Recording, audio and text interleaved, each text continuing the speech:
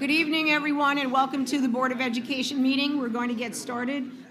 Our exits are behind us and also behind the audience. And I would ask you to please stand for the pledge. I pledge allegiance to the flag of the United States of America and to the republic for which it stands, one nation, under God, indivisible, with liberty and justice for all.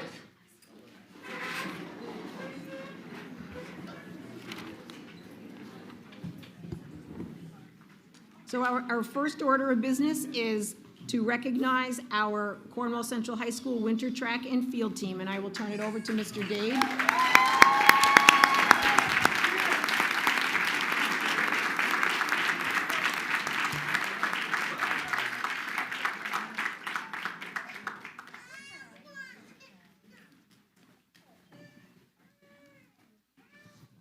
All right, so first I'm going to ask all of our athletes to come on up so that they can get the recognition they deserve.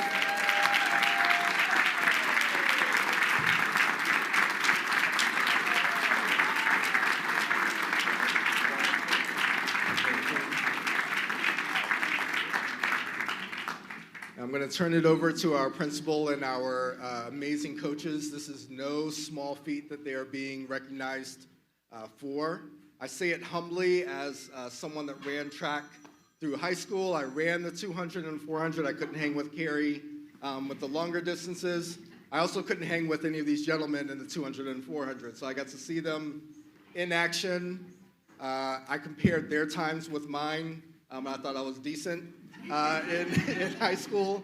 These are absolutely the cream of the crop when you talk about not just New York State, but our nation. So that's why they're here today. It's not every day that you have nationally recognized athletes in your district, but to have this crew, not just one, not just two, but a whole set of relay teams and individual accomplishments. I couldn't be prouder as your superintendent. So congratulations for all that you have done and what you're going to continue to do in this sport and in the classroom. So I'm going to turn it over to our coach and our principal just to say a few words, and then we have some certificates for you as well. Okay. Thank you, Mr. Dade. Mr. Creedon, come on up. Mr. Foyer, give a round of applause for our coaches.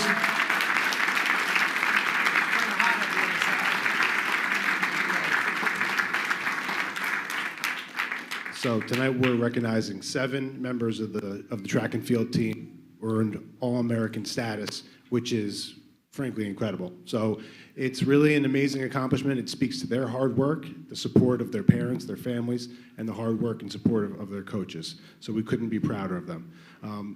So first of all, we had the 4x200 team, Mark Sean Montero, Christian Sterling, Charles Cypress, and Giles Addison.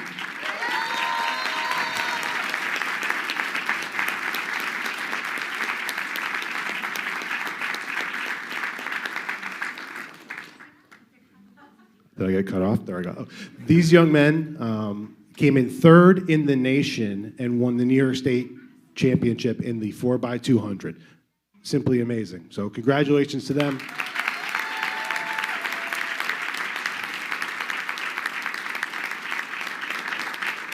And we'll also add that Mark Sean won the 300-meter dash, I believe, in the state championship. So congratulations, Mark, as well.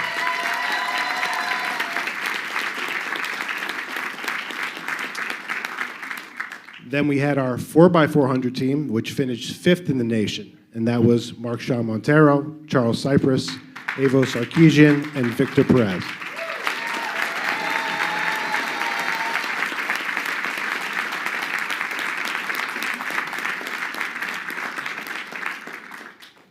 Next up, Carrie Beloga.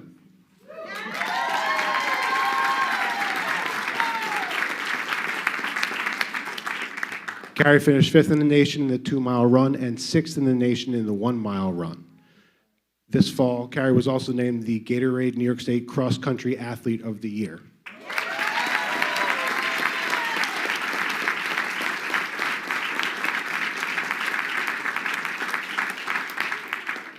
And I'll say, these young people, they're not only great athletes, they're great kids. They're student athletes, that represent our school in such a fantastic manner.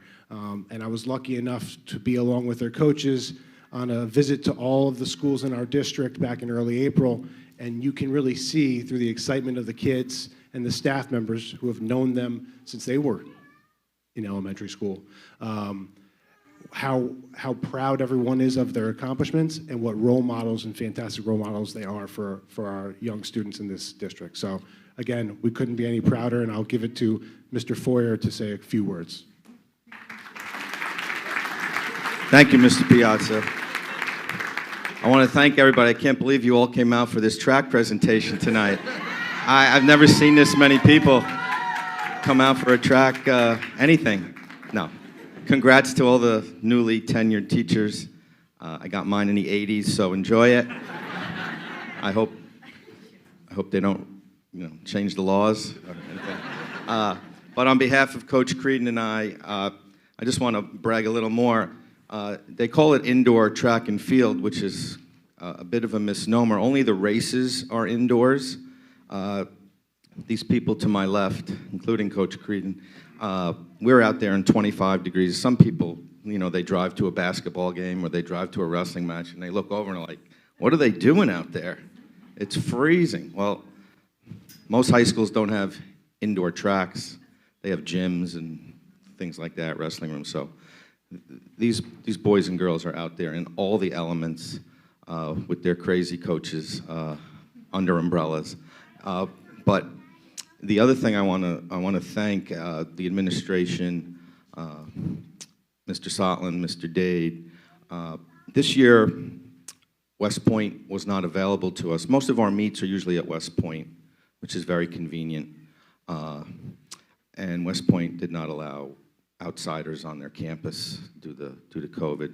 So every time these kids needed to compete, the next closest indoor track is in New York City.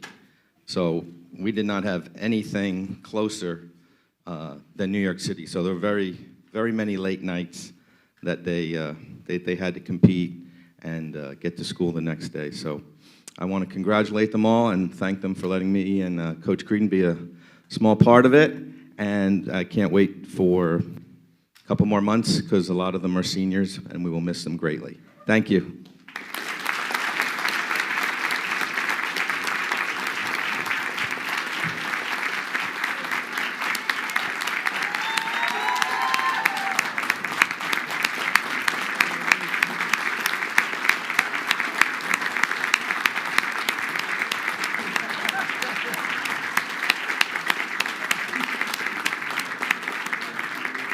All right. Well, we have a riveting board meeting following this presentation, so you're welcome to stay, but we would not be offended if you all exit with your families. I know you all had practice earlier today as well, so again, congratulations. We're incredibly proud of you and wish you much success this season and the seasons to come.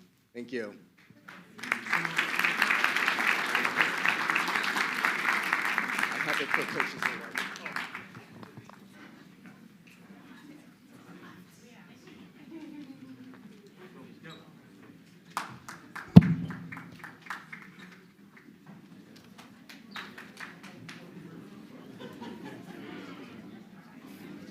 Okay, next on our item of business is we're going to first do personnel actions, and then we will recognize some of those people that we have acted upon.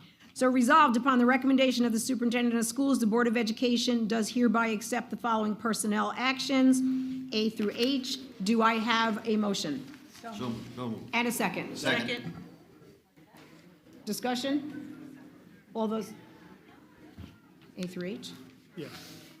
Yes. Okay. I got it. All those in favor? Aye. Opposed? Abstentions? Motion carried. Oh, you abstained, I'm sorry, yes. You had that, right? Okay, yes. Okay. And so now I would like to turn this over to Mr. Dade, and we are going to recognize our newly tenured staff.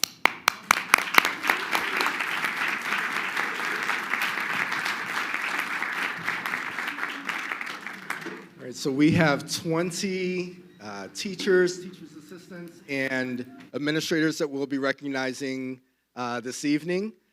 So each building has a representative who will be speaking just a few of the many things that we appreciate about these folks this evening. What we would like to do is when I call your building, if you could come on up as a team so that everyone can look at you and applaud you as a high school family or middle school family or elementary school family. For our technology folks, we're going to have you all together because we don't want to forget about your team. And then we'll have one administrator at the end. All right, so you'll be with CES, okay? All right, so first, if I could have our high school tenure recipients come on up to the front.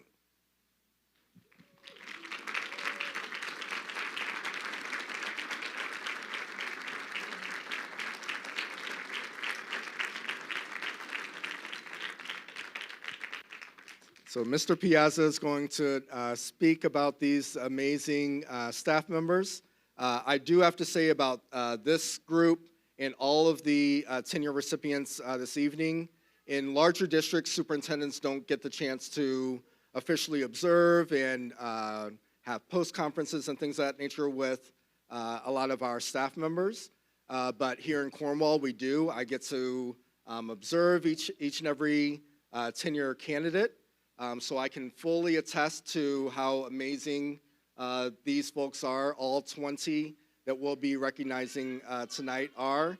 Their quality in the classroom and beyond is just absolutely amazing. So, Mr. Piazza, I'm going to turn it over to you to speak about our candidates for the high school. Thank you very much, Mr. Dade. First up, Taylor Burnt.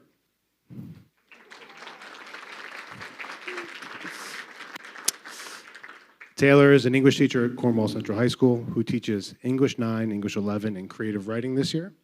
Taylor thoughtfully plans and executes her lessons, such as the one I saw her teach about the most dangerous game earlier in the school year. In this English 9 class, Ms. Burnt was teaching students to identify the themes they saw in the most dangerous game and use text evidence to back up their claims. This lesson is directly connected to helping students learn the skills they will need to execute on the English Regents in 11th grade and make them better prepared for the research papers in 12th grade and in college. This is emblematic of the approach that Taylor takes in helping students develop the skills they will need for success in the future. A co-advisor of the yearbook and school spirit clubs, Taylor is a huge asset to our team at Cornwall High School. What I appreciate most about Taylor is her commitment to continual improvement as an educator.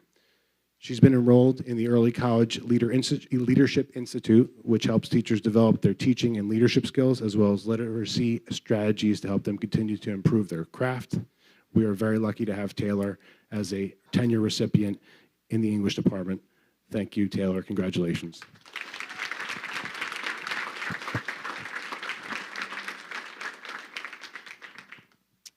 Next up is Miss Eliason. Catherine Eliason is a Spanish teacher at Cornwall High School who teaches Spanish 1 and Spanish 2 this year. Kathy is a fantastic teacher who uses technology to develop excellent lessons for her students and assess their learning. In seeing Catherine teach this year, I was very impressed how she used the app Jamboard as they worked on the conjugation of the ER and IR verbs. I even felt like I somewhat understood it as well, which was good. Kathy is a Cornwall graduate and very proud of her connection to our high school and the community. One thing that I appreciate the most about Kathy is her enthusiasm, energy, and love of Cornwall High School. As co-advisor of the Spirit Club, Catherine helps with the planning of our school-wide events like the Homecoming Pep Rally. Kathy also invests her time as an assistant coach on our varsity girls soccer and lacrosse teams. Her enthusiasm and investment is a big part of the great culture that exists at Cornwall High School, and we're very lucky to have Catherine as a tenured recipient in world language. Congratulations.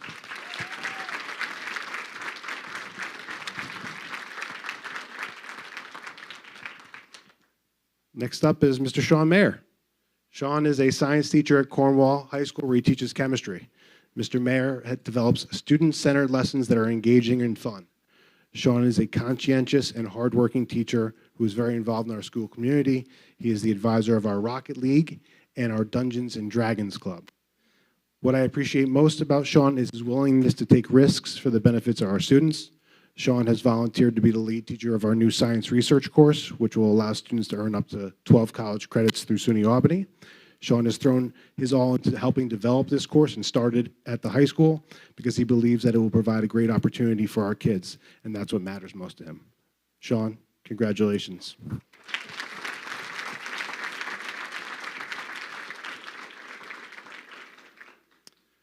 Courtney McInerney. Courtney, the pronunciation was okay? I was very worried. Courtney is a special education teacher for our community-based instruction program at the high school. Courtney works with our students who are in need of the greatest level of support in terms of their academic, social, and emotional growth. Over the past 4 years, Courtney has proved herself adept at creating excellent learning opportunities for her students that will help them develop the skills necessary for success in school and in the workplace. The thing that I really appreciate about Courtney is her approach to her students. Our CBI students need an education, but they also need a lot of love and support. Courtney and her incredible staff in the CBI classroom have created an environment where students feel cared for every day, and that's what I appreciate the most about you, Courtney. Congratulations.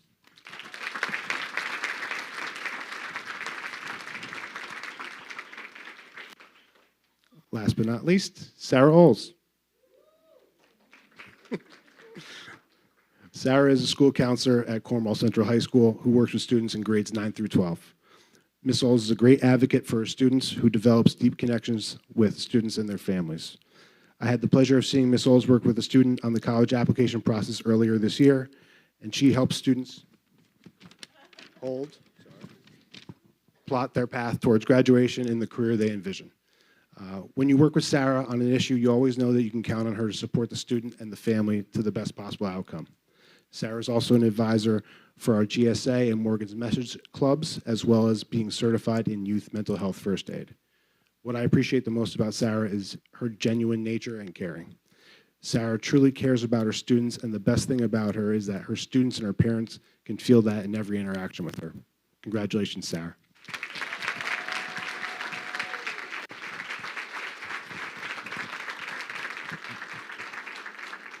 Congratulations once again to our Cornwall Central High School 10-year recipients. Congratulations on a lot of hard work leading up to this point and all the hard work and love for our kiddos ahead. Thank you so much for all that you do. Again, riveting board member meeting following this, but we wouldn't be offended if you depart at this time, or you can stay. All right, thank you to our high school. Congratulations.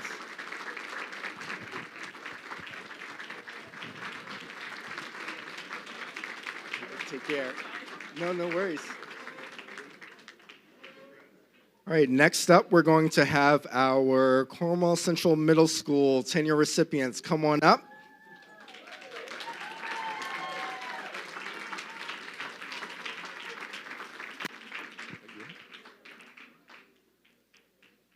Speaking on behalf of our middle school is Dave Wright, so I'm going to have him come on up and sing the praises of this dynamic crew.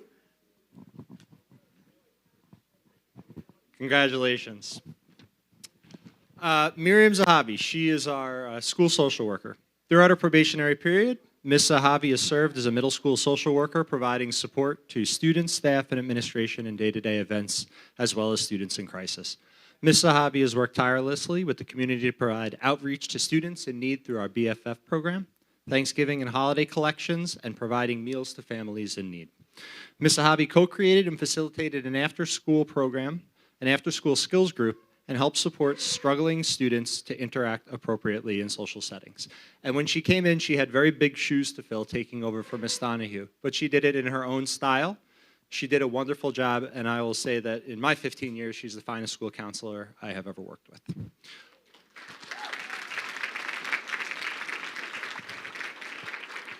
Ms. Trias serves as our school counselor at CCMS, currently in 7th grade.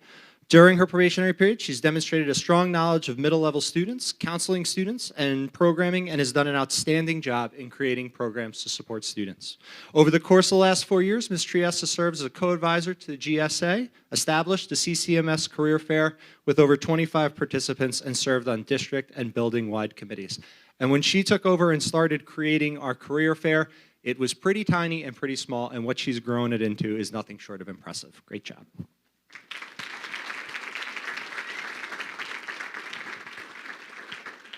Ms. Jen Borland. Throughout her probationary period, Ms. Borland has served as a grade 5 math and science teacher, working with students in both general education and a co-teach setting. Ms. Borland has worked hard to give brand new and innovative ideas to our 5th grade, spearheading team building activities, cross-curricular projects, field trips, targeted small group instruction, thematic units, and project-based learning. Yes, she has done all of that. Ms. Borland has worked with numerous teachers who are new to CCMS as a resource and a mentor, and she serves as our department chair for science. As a teacher within the 5th grade team, Ms. Borland has emerged truly as a leader. Not only is she one of the finest teachers you've ever met, but she is truly one of the finest people you will ever meet. Great job.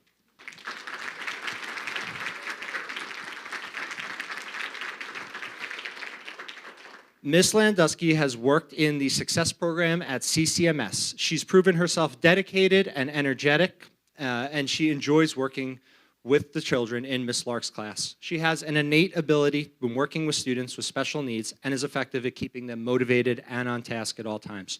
She works to help foster independence while also communicate effectively. Ms. Landusky has volunteered with her students in the Special Olympics program, training them for both basketball and soccer events. She uses positive management techniques, and she has the most patience you have ever seen in working with the most sensitive of our population. Great job.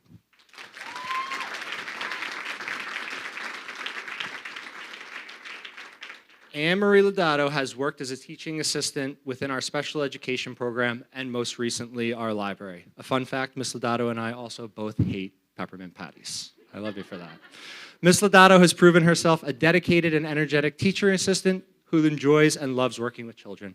She has an innate ability when working with students with special needs and is effective at keeping them motivated and on task. She is truly patient, thoughtful, kind, and when she's working with our students in the library, as well as assisting our librarian, she has created the warmest of learning environments. Congratulations.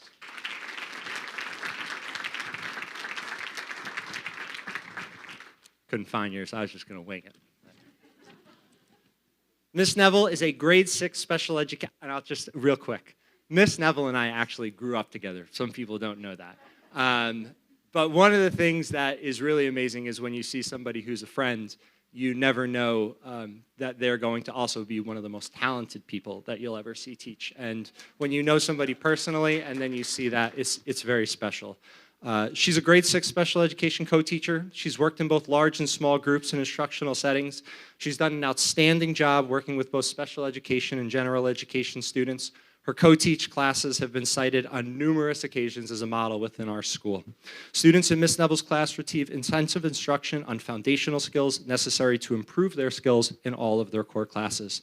Her lessons are meaningful, the experience her children have in her class are meaningful, and she does an incredible job differentiating for all of her students. There is nobody that I feel more comfortable with when the chips are down being next to in a meeting. Great job.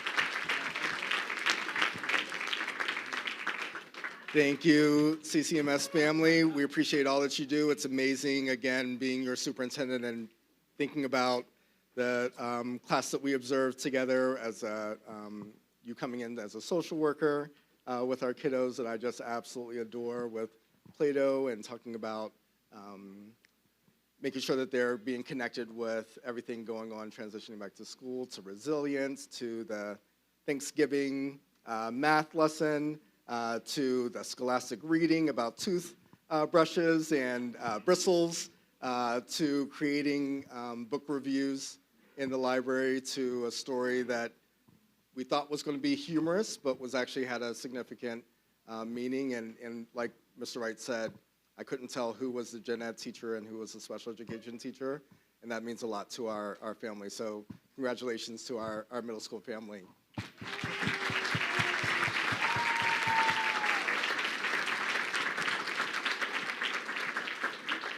Before we move on from middle school, I'd like to ask Mr. Wright to come on back up.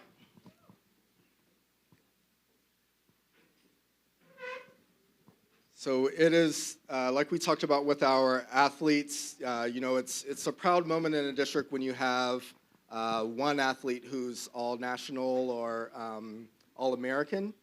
You can say the same thing about our administrators here. Mr. Wright was just named the New York Middle School Principal of the Year. So.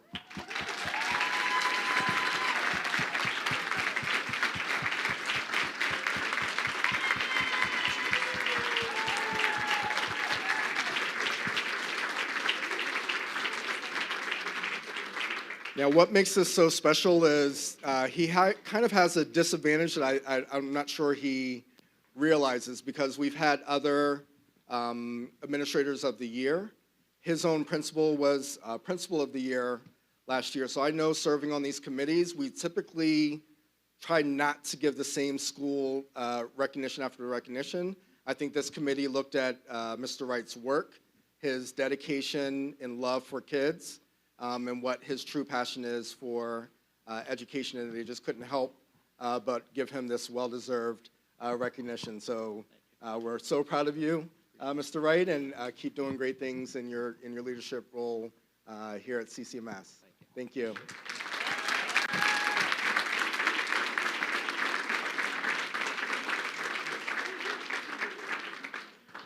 Next up, we have Cornwall Elementary School, Lee Road. We have a teacher candidate and an administrator tenure candidate. Come on up. And Mr. Herman is going to say a few words about these amazing folks. Thank you, Mr. Date. Well, that was loud. Sorry about that. Congratulations to all of the tenure award winners as well tonight. So Jennifer Camacho. Thank you.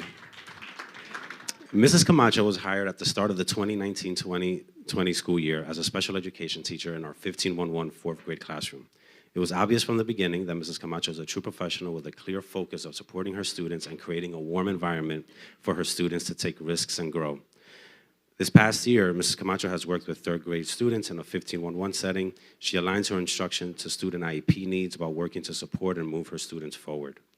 Mrs. Camacho strives to make her student experiences in the classroom fun while they are learning. She has implemented room transformations, which make the custodians' lives miserable, fun thematic lessons throughout the year as well. As everyone knows, special education is a particular area of education where a very special, patient, and kind educator is needed, and Mrs. Camacho is definitely one of those. She sets the bar very high, very, very rigorous instruction in her classroom.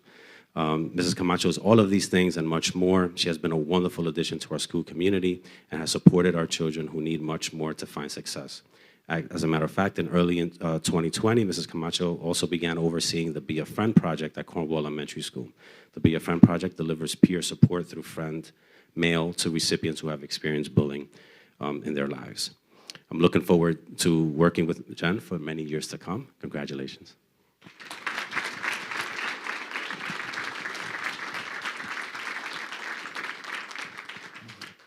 Matt Tremonte.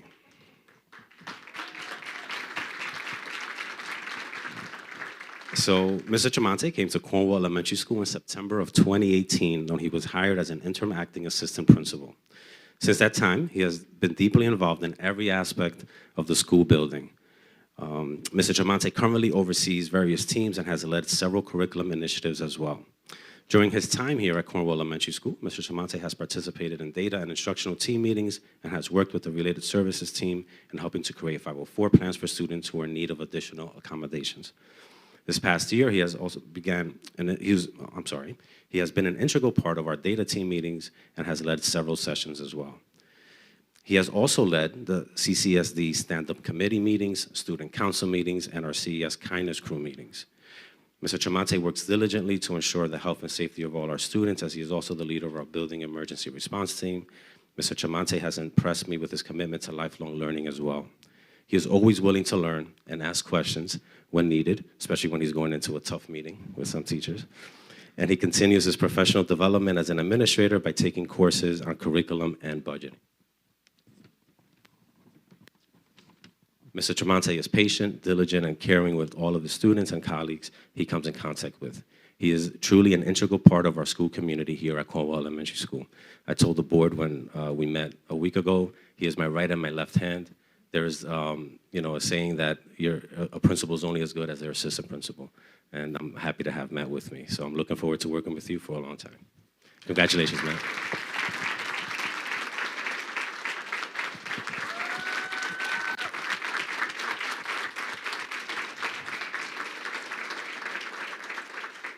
Congratulations. You all both know that I've had a chance to meet with you, visit your classroom. Ms. Camacho, if you want to bust out Old Town, I'm going to bring that digit down. Okay.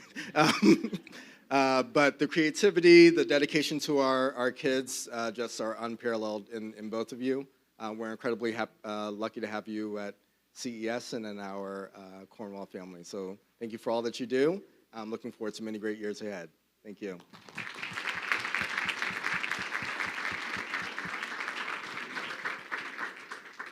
Next up, if I could have our Cornwall on Hudson tenure candidates come on up.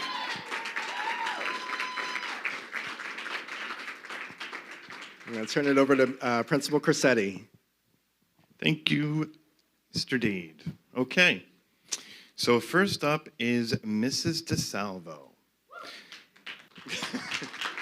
So Mrs. DeSalvo is a special education teacher at COH in our self-contained 813 classroom. I've worked with Mrs. DeSalvo since 2018 when she was hired as a leave replacement for the 1511 self-contained classroom. She immediately displayed the warmth and enthusiasm needed to have success with students who are enrolled in these programs. Her calm and soothing demeanor contributes to the positive classroom environment that is crucial for students to progress academically and socially while they're in school. Mrs. DeSalvo is completely in tune with each of her students' needs as learners. She focuses on each of their strengths and interests. If you were to walk into her classroom, her students would greet you with a smile and a big hello. Probably a hug, too. This is attributed to the atmosphere that she has been able to create. She is a gifted educator who displays genuine respect, caring, and understanding of her students' needs in and out of her classroom. It is a joy to work with her each day. Congratulations.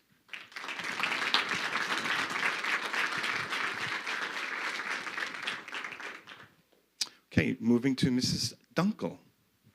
So Miss Dunkel is a third grade teacher at COH, and I've had the pleasure of working with her 5 out of the 7 years that I've been in Cornwall. It would have been 7 out of 7, but Mrs. Dunkel was so determined to become a teacher that she took a job in Newburgh for 2 years because Cornwall did not have any openings. Miss Dunkel started as a TA in Cornwall before I was even hired, but she was never satisfied with that. She wanted to be a teacher. Therefore, again, she took many leave replacements at COH and finally the provisional position in Newburgh. When an opening became available in Cornwall, Miss Dunkel earned her way back into this district. Her perseverance is a dominant trait of hers, which translates to her classroom. She is always seeking the newest research to deepen and expand her instruction. Miss Dunkel is not afraid to step out of her comfort zone if it will benefit her students. She consistently seeks feedback from her fellow colleagues, along with administration, which makes her a better educator. She is an invaluable member of the COH community. She has been for many, many years, and hopefully for many, many more. Congratulations.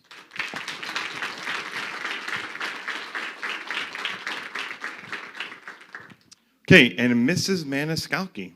So Mrs. Maniscalchi is a 4th grade teacher at COH, and when she was hired, it was to replace a teacher who spent 19 years of his career at Cornwall and Hudson. Needless to say, there were some very big shoes to fill, but from the moment she stepped into COH, she was up to the challenge. From the Bronx, she brought her expertise in classroom management, procedures, and routines. Mrs. Maniscalco also brought her knowledge of guided reading and small group instruction. Her lessons are always geared toward engagement, and they are consistently focused on individual student needs. Mrs. Maniscalco's groupings result in work being well organized and students being productively engaged at all times. She has created an environment where students take responsibility for their own learning, and their finished products demonstrate innovation, flexibility, originality, and perseverance. If you were to walk into her classroom, no matter what subject it is, you will see students talking, cooperating, and learning from one another. She's not only teaching students the curriculum, she's teaching them how to communicate and learn, which are invaluable skills to develop. Mrs. Maniscalco has become, again, an integral part of our staff at COH, and it's a pleasure to work with her as well each and every day. Congratulations.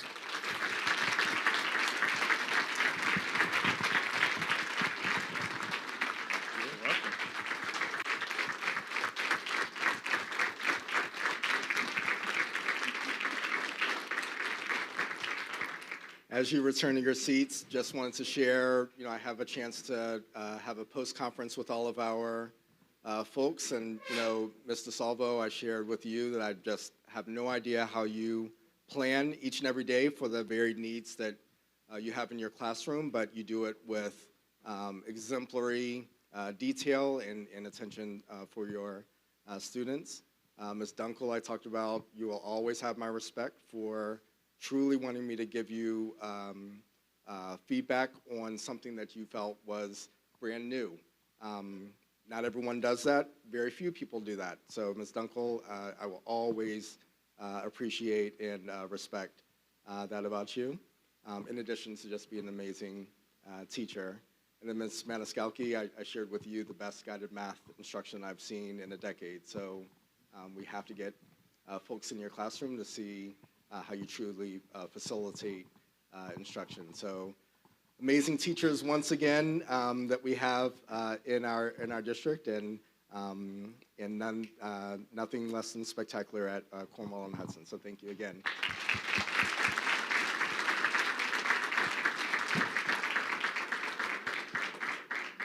Next up, technology. Come on up.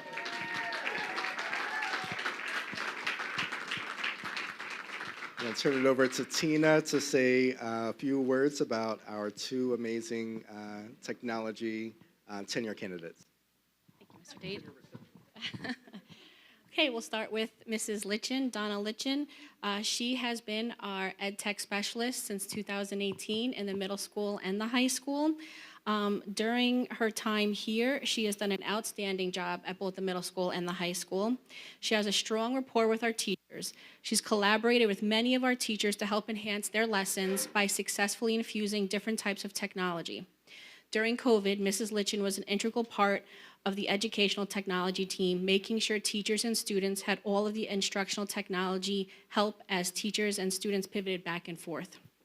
She's a forward thinker and is always searching for the latest and greatest instructional technology tools that will help our teachers and our students.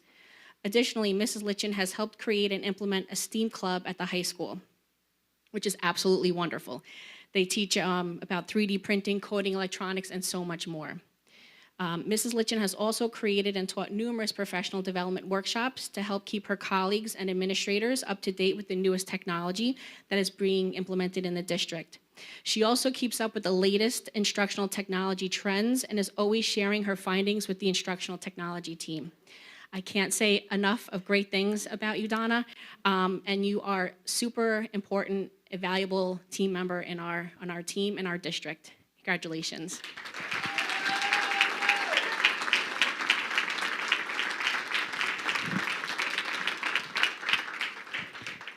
Miss Correa, she's been with us, Erin's been with us since 2018. She is the instructional technology teacher for all 3 of our elementary schools. She has a strong rapport with teachers as well. She collaborates with all of our elementary school teachers. During COVID, Erin was there with me handing out Chromebooks, making sure teachers had everything that they needed, parents, students, helping everybody as well.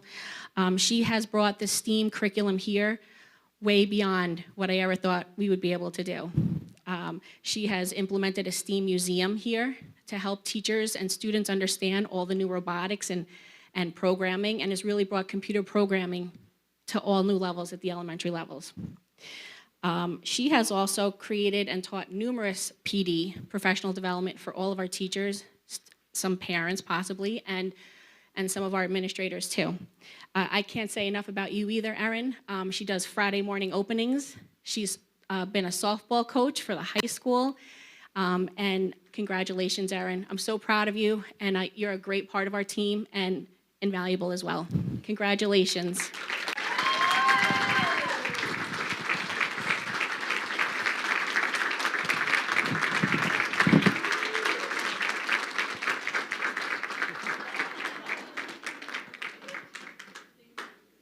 It's a time as they return to their seats that I don't like to think about too much, but not too long ago we were very reliant on technology and all things hybrid, remote, streaming, things of that nature. Behind the scenes, there were some people who were really supporting teachers, all staff members, and the district as a whole to make sure that we had what we need, most importantly, to make sure that our students had what they needed in the midst of this pandemic. So for Donna and Aaron, were selfless servants for our district, weren't regaled enough during that time period, but we really appreciate all that you did during the pandemic as we had to navigate from brick to click overnight. But we're looking forward to the reemergence and all the wonderful things that you'll continue to do with technology. So thank you both.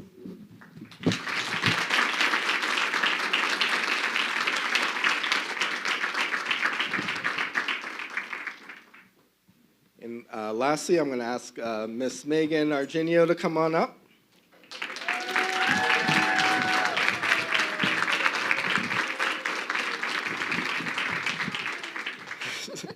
So as Mr. Haman said about Mr. Tremonte, with him being his right and left hand, I would have to say the same about Megan. There's three things that I just admire so much about leaders that I really look for, and that's that you're competent, you're collaborative, and caring, and Megan has this in spades. So she hasn't been just a leader of instruction for the district. She was a proud principal here at Lee Road for many years before transitioning to this position. As I explained to the board, talking about Megan, this position is typically found stuck behind a desk all the time. There's more than enough work with regards to curriculum, grants that need to be approved, applications, and the like, but you will always find Megan in buildings celebrating all the amazing things that our students and staff are doing. So the recognition that you see that comes out on a quarterly or 3 times a year basis is all Megan. She's the keeper of traditions. She is, we joke about it, she's the sunshine that our district deserves with regards to no matter what we're going through, there's tons to celebrate, and she makes sure that our community knows that. So Megan, this is so well deserved. I would not have survived the past few years without you, and most importantly, this district is so much better off that you've been a leader here. So Ms. Argenio, congratulations on receiving tenure.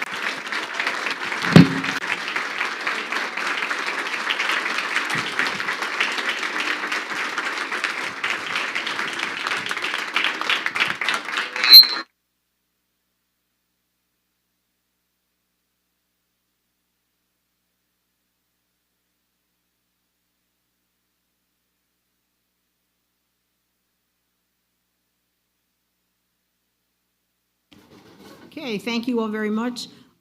Next item of business is we're going to move on to reports. Our student reps are not with us this evening, and so their reports that normally they would have read it's within the agenda. It's in board docs for everyone to look over.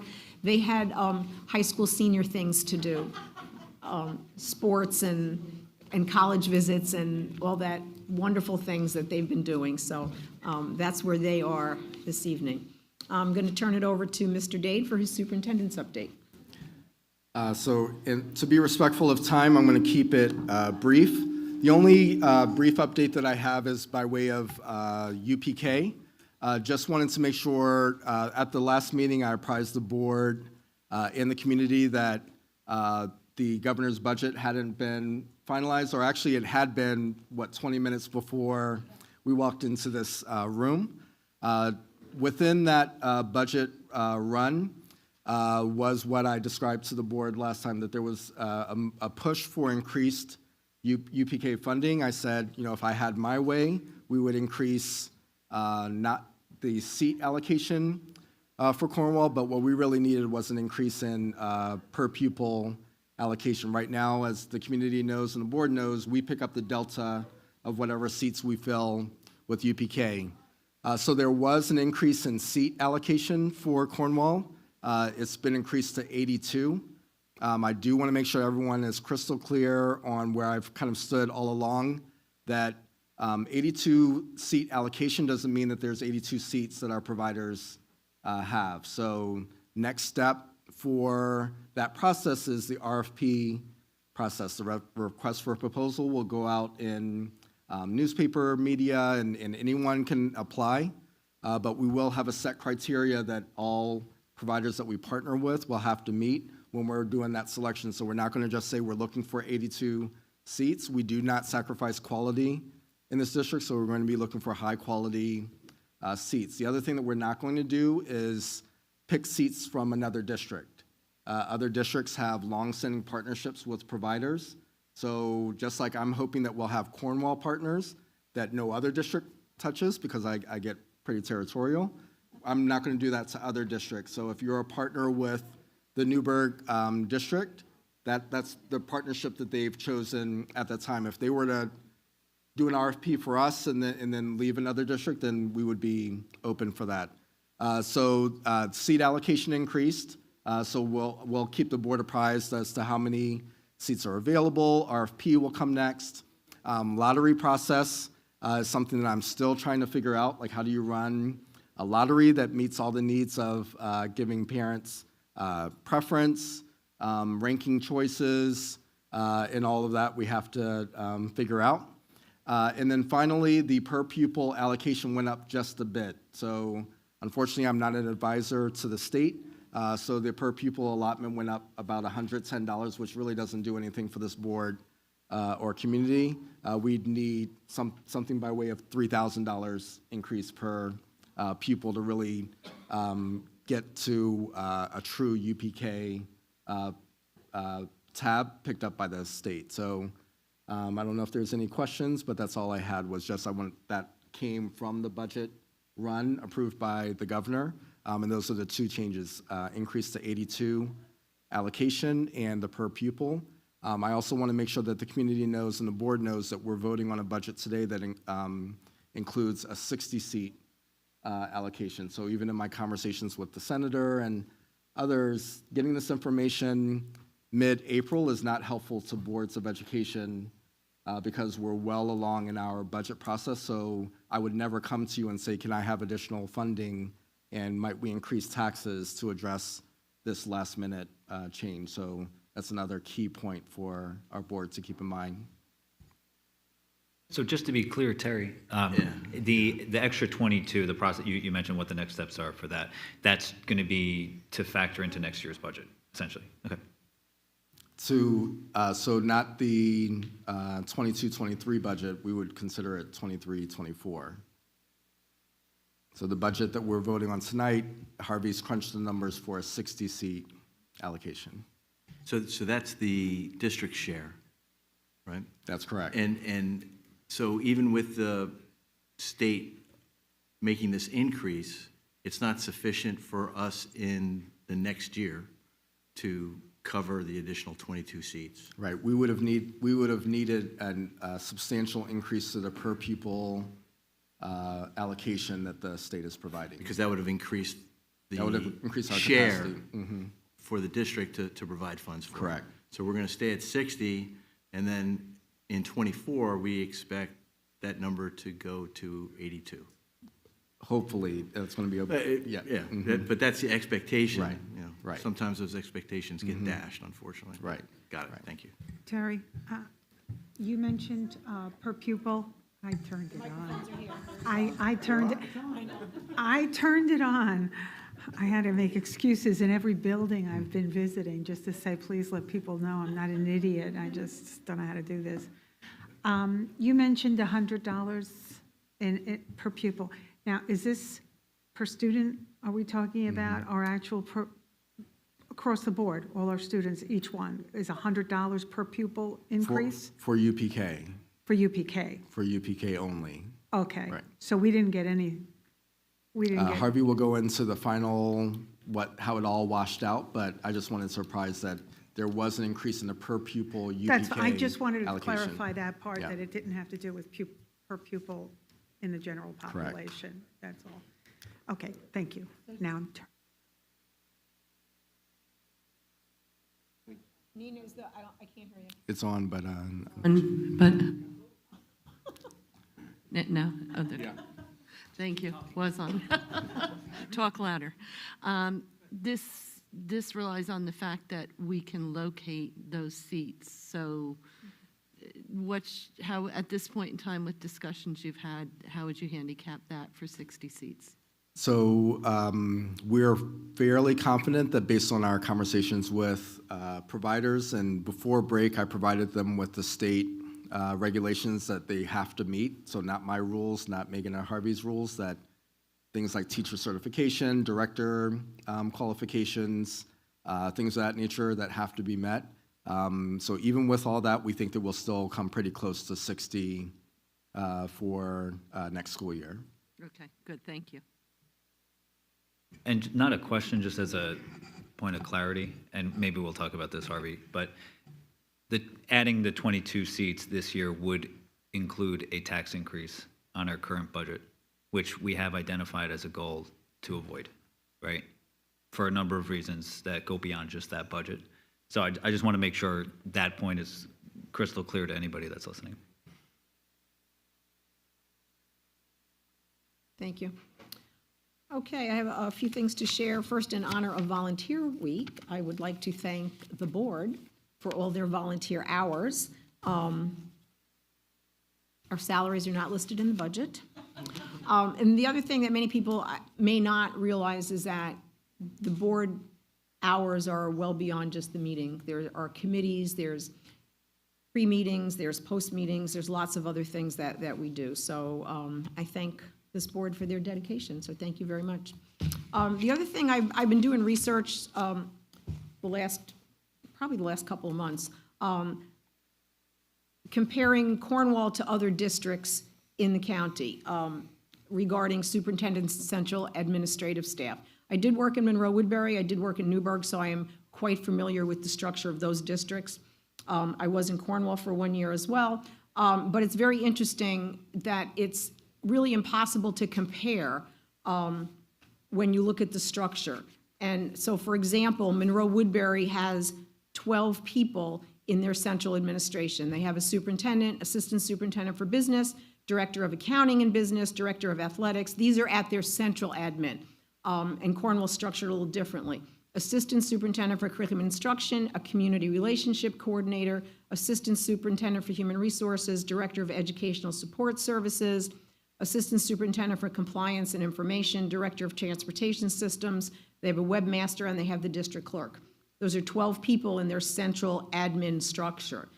Newburgh, I'm not going to read all of them, but Newburgh has 12 listed on their website, including their superintendents and assistant superintendents. They have different things like assistant superintendents, plural, for exceptional learners, student support services. They have executive directors underneath superintendents and assistant superintendents, and then they have assistant directors as well. There was 12 listed on their website, but I also know personally that there are many assistant directors in that same structure.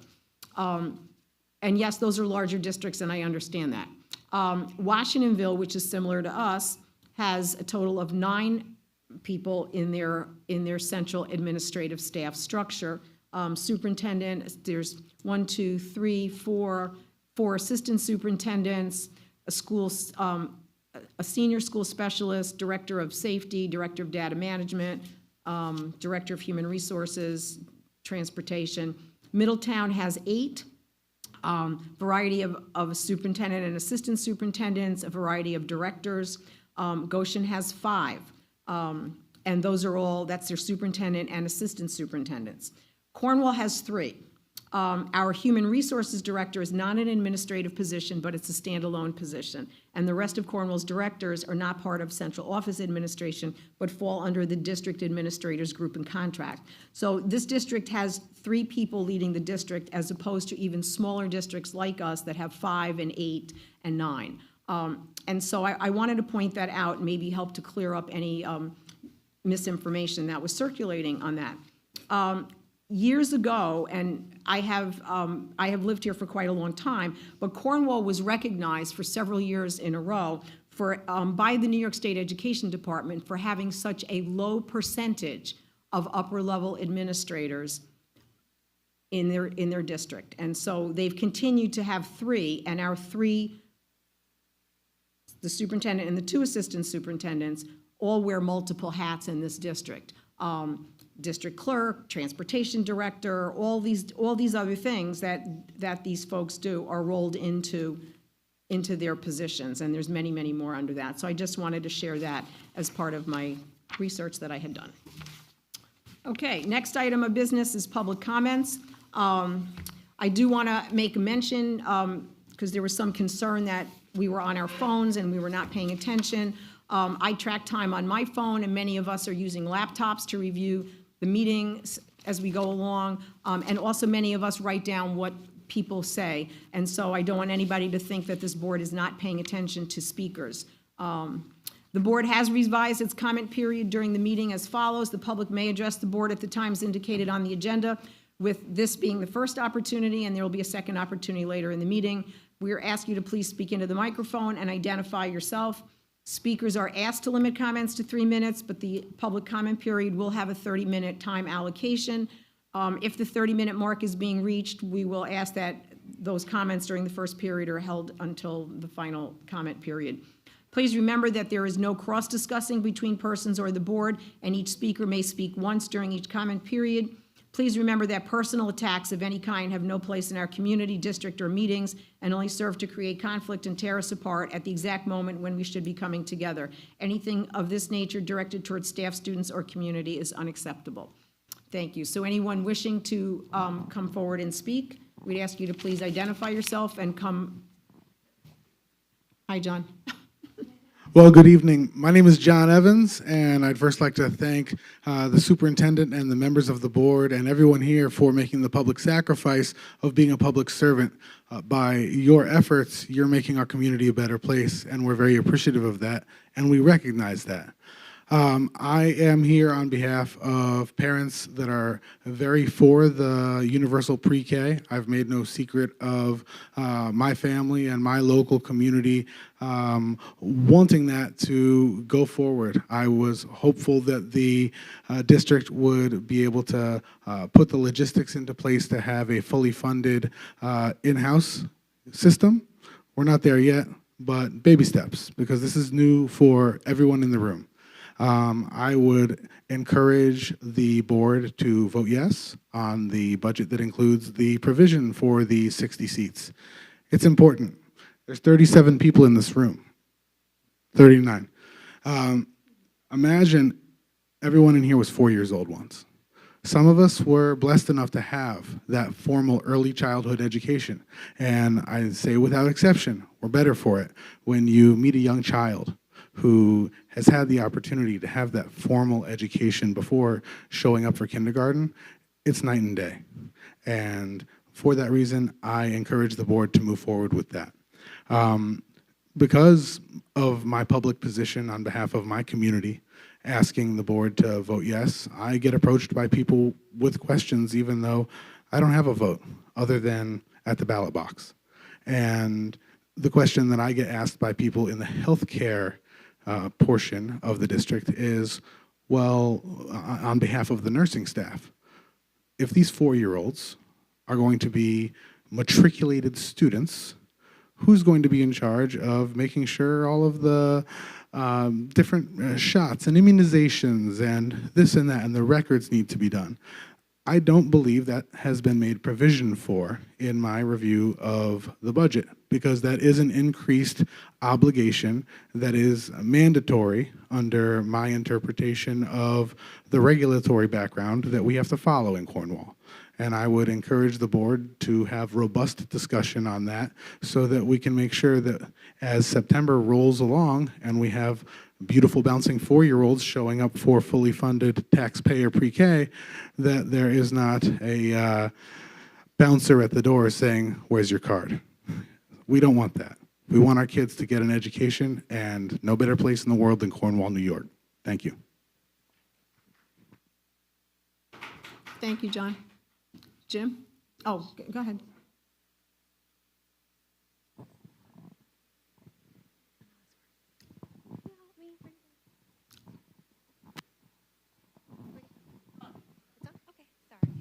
Thank you.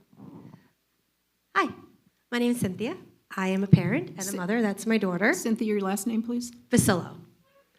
And I just came here to thank every single one of you for sitting here today and listening to me. And I wanted to thank especially Superintendent Terry Dade, who's been in touch with us as parents. We have a thriving group on Facebook, UPK for Cornwall. I would ask any board member who is interested in joining our group to feel free. That's how John got involved. That's how I got involved. And I continue to be a thorn in Terry's side all the time. But I would actually ask the board for 3 things I'm hoping for. Number 1, I'd like to see UPK, as we continue to talk about it, be on the agenda as an item to talk about outside of the superintendent's update. The second thing I'd like to see is be updated in the communications forum with Mr. McCarty. Mr. Carty. I'd like to see it there too, because besides the Facebook page, as a parent, I just feel like the clarity there is not always to the parents. Like, we don't always know everything other than outside of what Terry's telling us. So it'd be nice to hear from the board members as well. And thirdly, I do believe that a committee should be set up for UPK, just like we have an IT committee and we have a communications committee. I think a UPK committee could be really helpful, especially in bolstering Terry and helping him and supporting him. We as parents want to support, but there's so much we can do besides coming here and making our voice heard. So thank you for your time. I hope you have a great night. Thank you, Cynthia. Jim?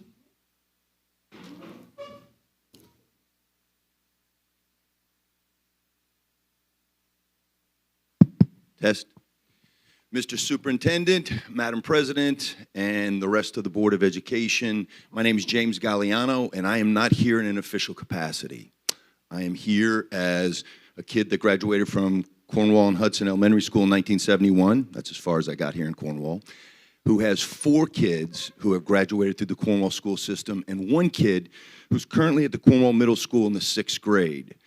I'm here essentially because during the conduct of my day job, a number of parents, apoplectic, called me today.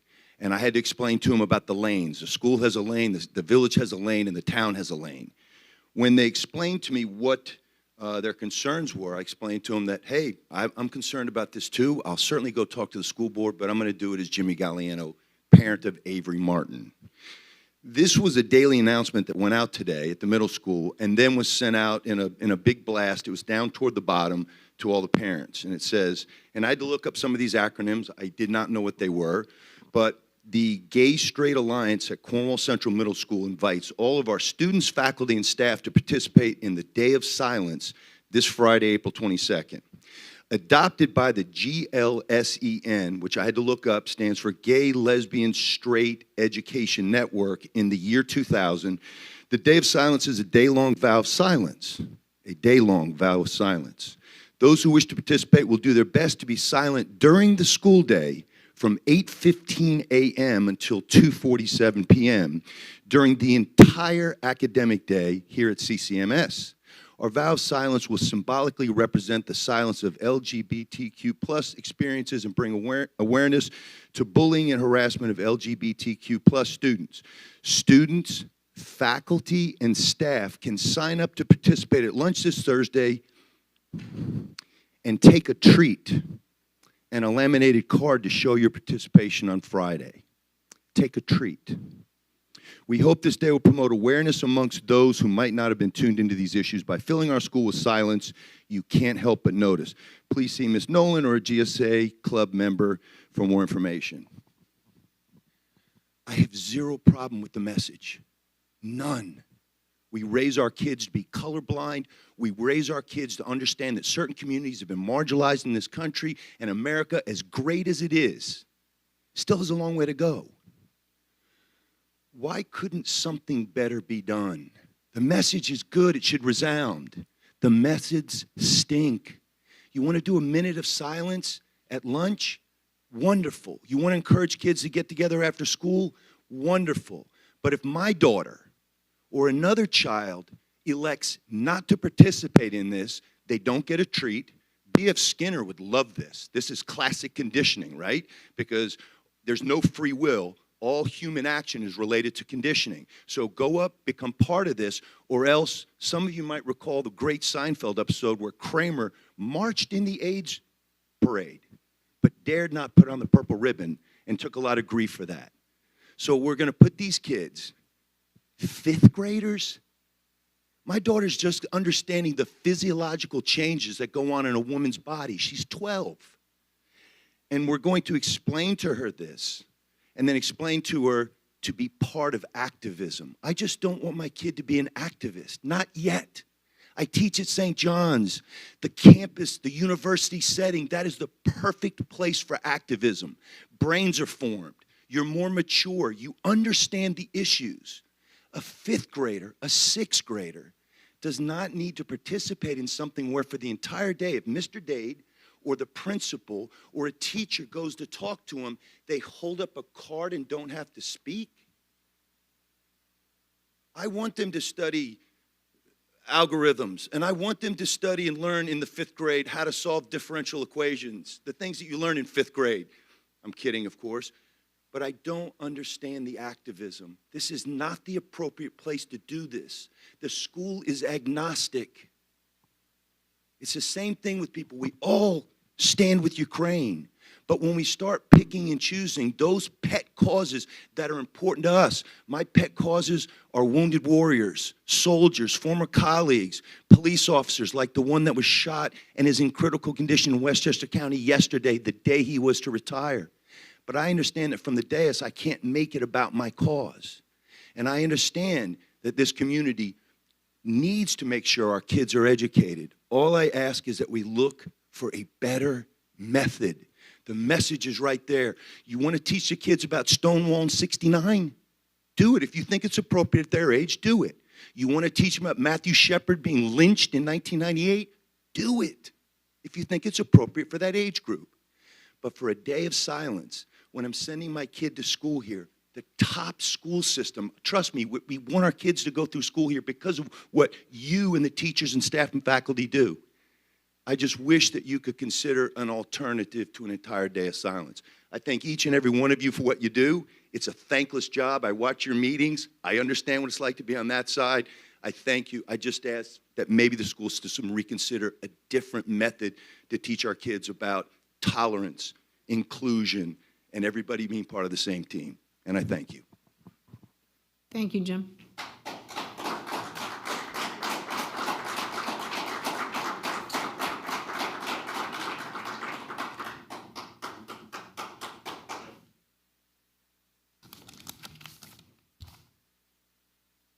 Okay, we're going to move on to the consent agenda. Use of the consent agenda permits the Board of Education to make effective use of its time by adopting a single motion to cover relatively routine matters. It is recommended that the Board of Education approve the following consent agenda as submitted by the Superintendent of Schools, items 2 through 3. Does anybody wish to pull anything out? Okay, do I have a motion? So moved. And a second? Second. All those in favor? Aye. Opposed? Abstentions? Motion carried. Thank you. New business, non-consent agenda, capital project secret resolution.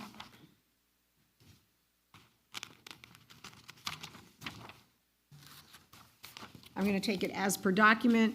Now therefore be it resolved that the board rescinds its prior negative declaration of March 14th, 2022, and upon consideration of the information above, finds and concludes that the proposed action is an unlisted action within the meaning of 6 New York CRR 617.2, and it is further resolved that the board hereby declares itself lead agency with respect to the environmental review of the proposed project.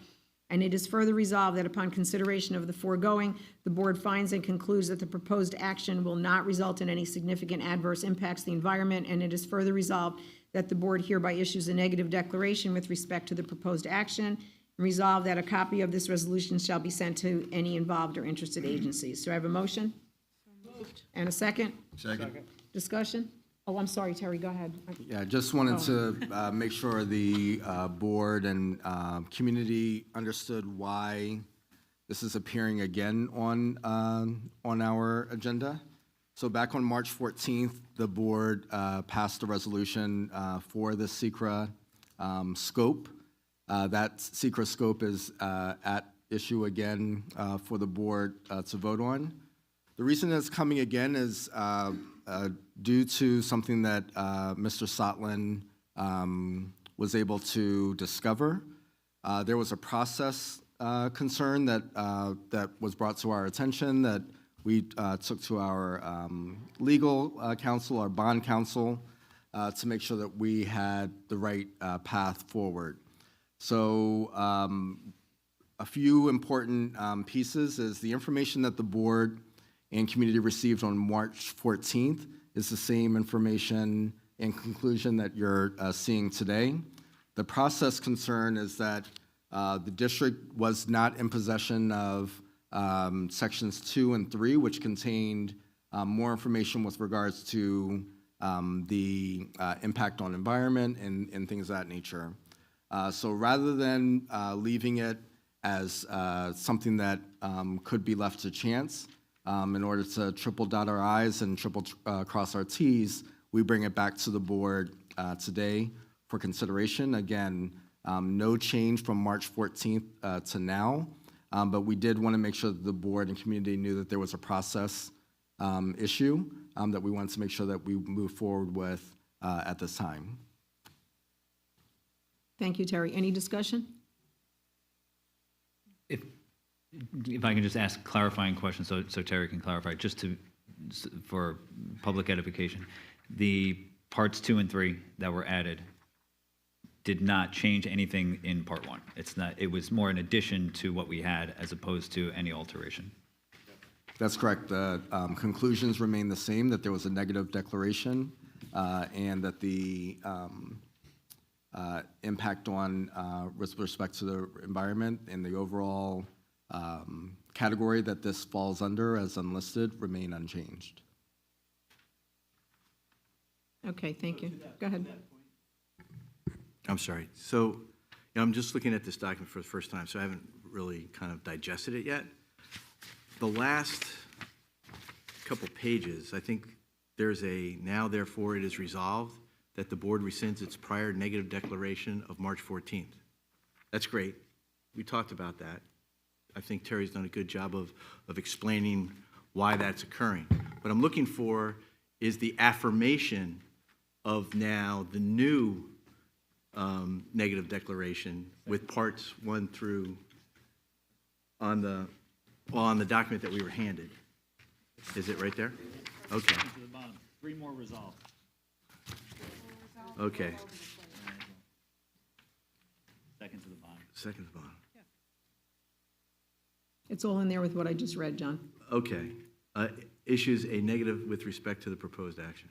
So rescind and then a new. Got it. Okay. Thank you. Okay, all those in favor? Aye. Oh, I'm Vote, sorry. vote. Jim, go ahead. Yeah, just to add to the discussion, just to build on Brendan's point, part 1 is completely unchanged because we have the documents right here. Part 2 is literally just a checklist with yes/no questions, and they're just the boxes are checked no. And part 3 is if you have a check yes in part 2, please explain. There are no check yeses. So it's really just documents. It's just paperwork that's supporting what was in part 1, which is unchanged. So just for people that don't have the paperwork in front of them, just to really build upon Brendan's point, it doesn't change anything. It's really just a paperwork issue that we are correcting with this motion. Okay, all those in favor? Aye. Aye. Opposed? Abstentions? Motion carried. Thank you. Budget presentation, Harvey.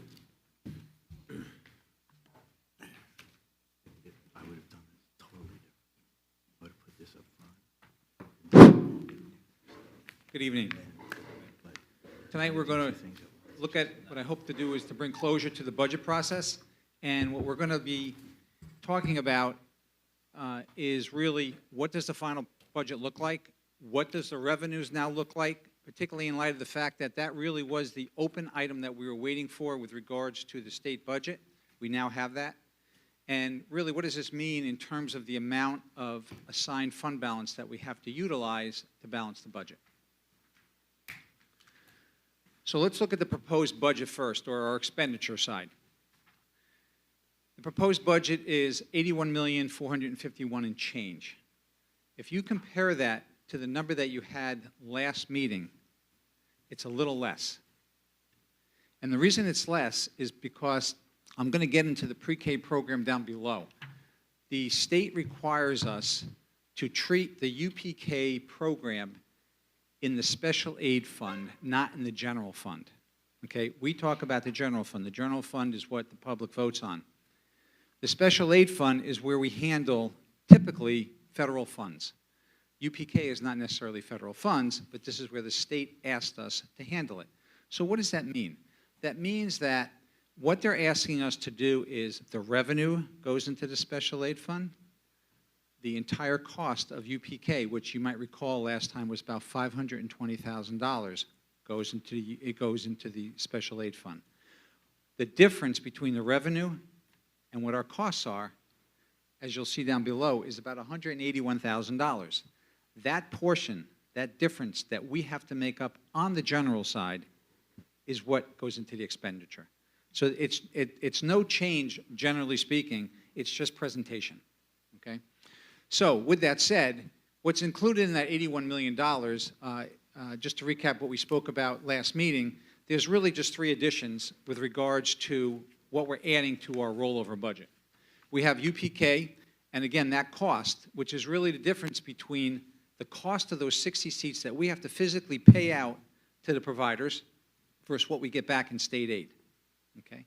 And again, those 60 seats, just to piggyback off of what Terry said, those 60 seats, the calculations that we came up with in terms of being able to fill those that we believe is obviously our various meetings with these providers.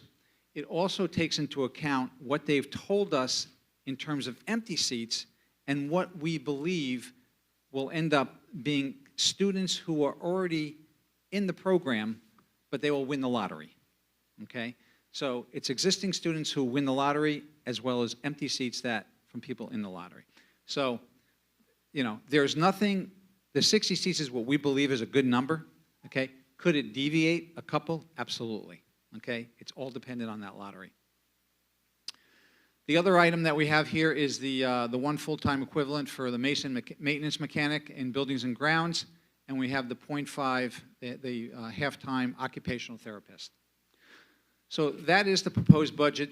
And that is the proposed budget that you'll see. That number will be in the resolution that will be after this presentation for the board to adopt. How do we pay for this? The projected revenue, we did get the state aid updated and final numbers as a result of the state passing their budget. It's a little more than $77 million. What I can tell you is that it differed a little bit from what we had before. We got a tad more foundation aid, nothing significant, and we actually had a small decrease in BOCES aid. And the reason that's rather unusual, getting a decrease in BOCES aid. I spent quite a few conversations with BOCES, and they had to make an adjustment to information they provided to the state, and it triggered a change, okay? So all in all, it's $77.3 million is our revenue. The makeup of that is down below. So we have our school tax levy, which is almost $51 million, zero increase. So next year's tax levy is going to be the same as this year. We have our state aid, which is up just short of $3 million. And then we had miscellaneous, it's a host of a lot of little things, it's down about 37. So that's our revenue side.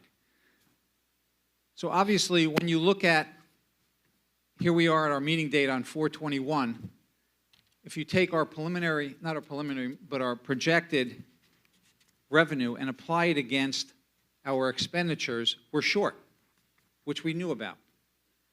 The difference is going to be made up with the assigned fund balance of $4.1 million.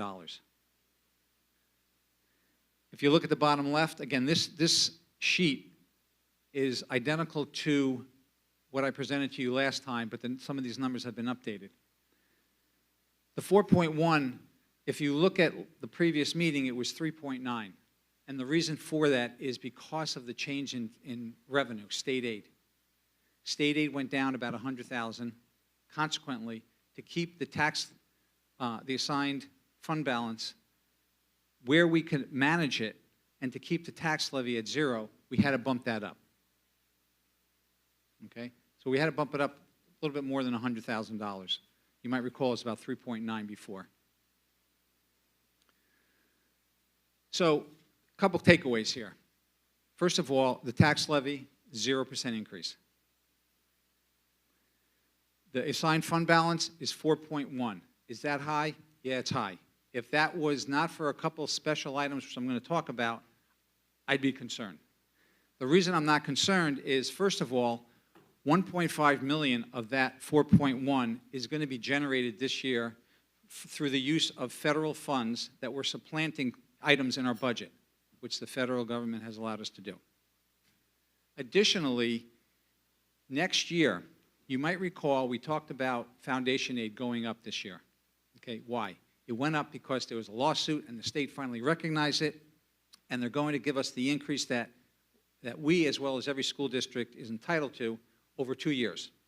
So we got about $3 million extra in foundation aid. We're going to get another $3 million next year.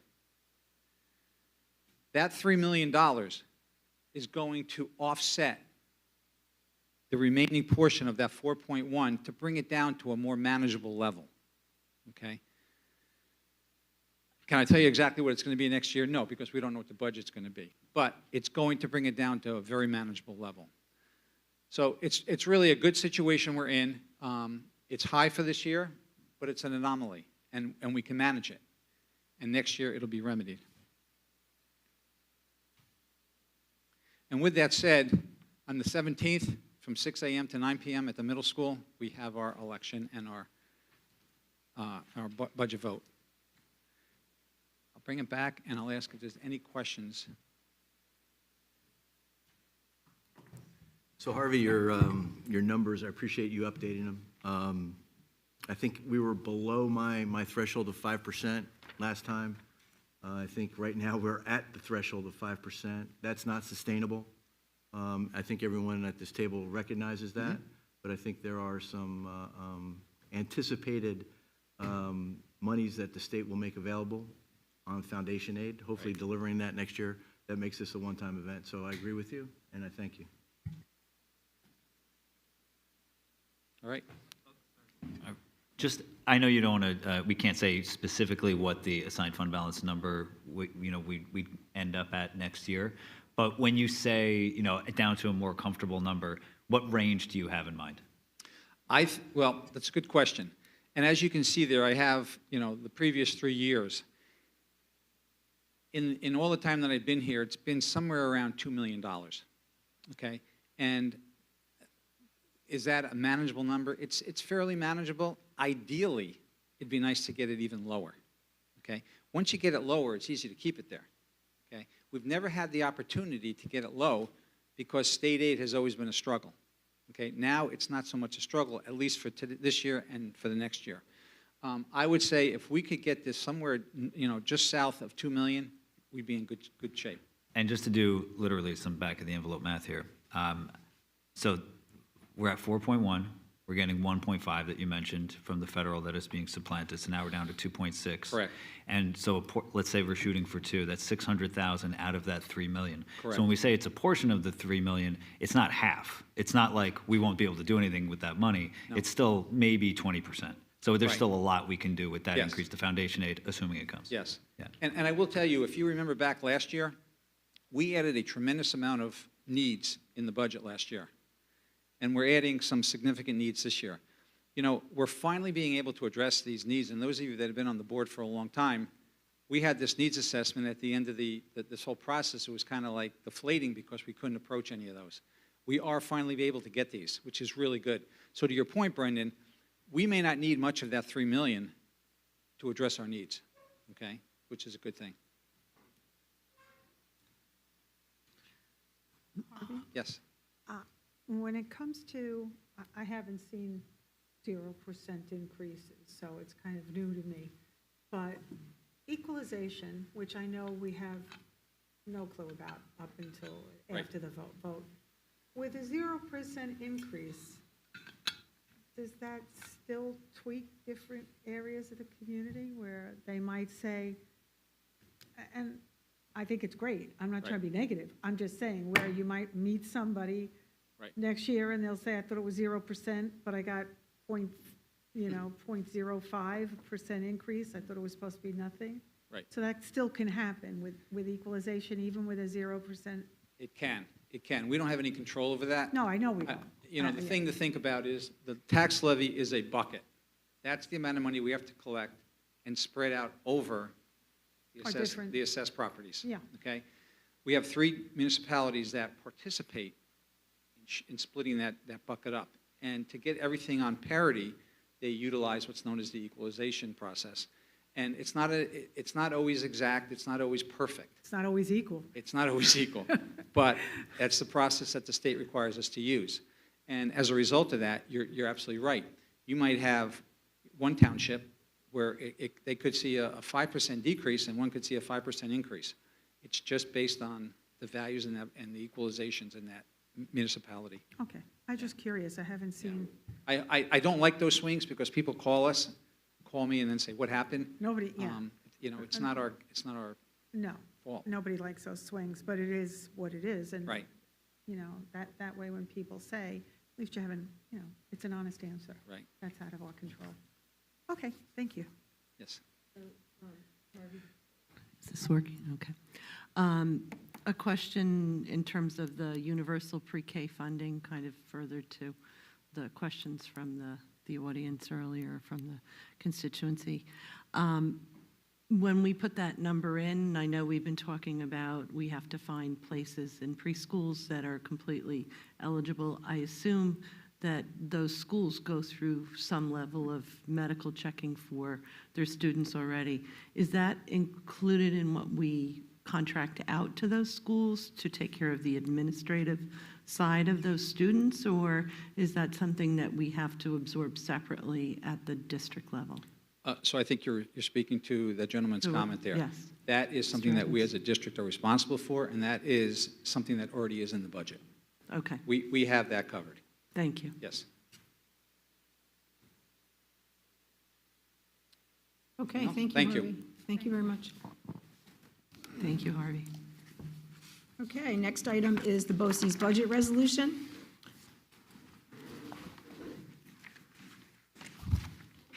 Resolve, the Cornwall Central School District Board of Education does hereby cast its vote to approve the Orange Ulster BOCES 2022-23 administrative budget in the amount of $8,501,291, and that the district clerk is hereby authorized to execute the certification of such vote and transmit such certification to the Orange Ulster BOCES district clerk in Goshen. Do I have a motion?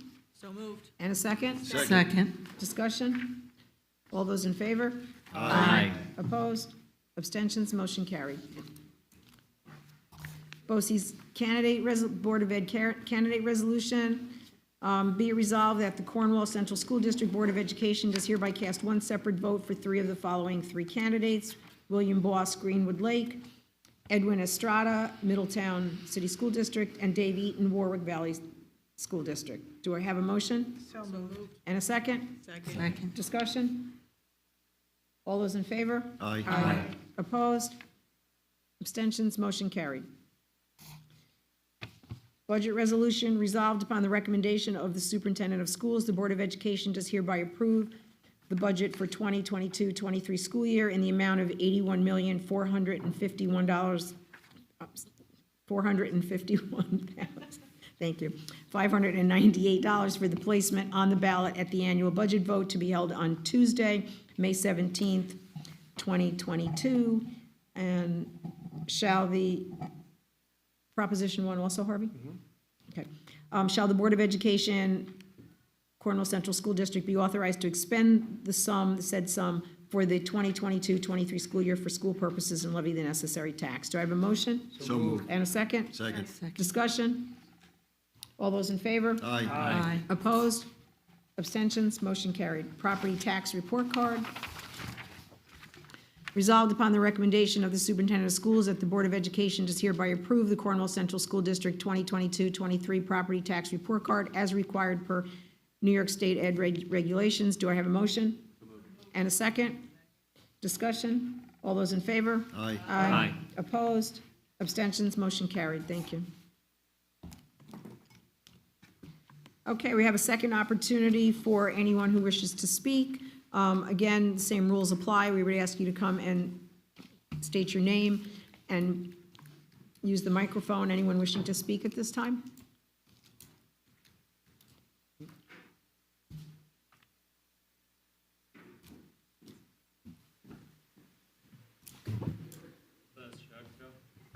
I have a question related to the question or... I don't know if is that on?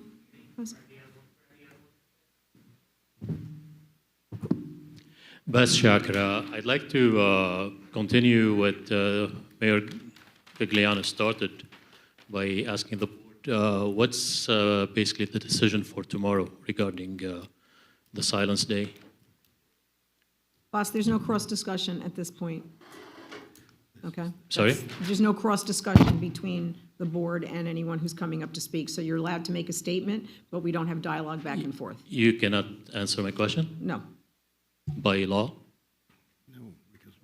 by our policies. By the policy? Okay, then I would have to say that today at 9:54 a.m., we learned that there's a big event going on tomorrow. Being busy, being somebody who's working to put food on the table for my family, I didn't have a chance to read the email. I learned about it around 4:15 when a friend texted me. The question, I know you can't answer it by the rules. The question is why you kept it to the last minute for parents to hear about it. So when I came home, I asked my kid, 11 years old, what did you do today during the lunch break? He said, somebody stood on a table. I said, who's that somebody? He said, I don't know, a teacher. What's his name, her name? He said, I don't know. What did she say? She said, she talked about silence. I said, did you understand what she was talking about? He said, I had no clue. I don't know what she was talking about. She said, tomorrow you have to remain silent. If a teacher asks you a question, you cannot answer it. Then they offered us candy.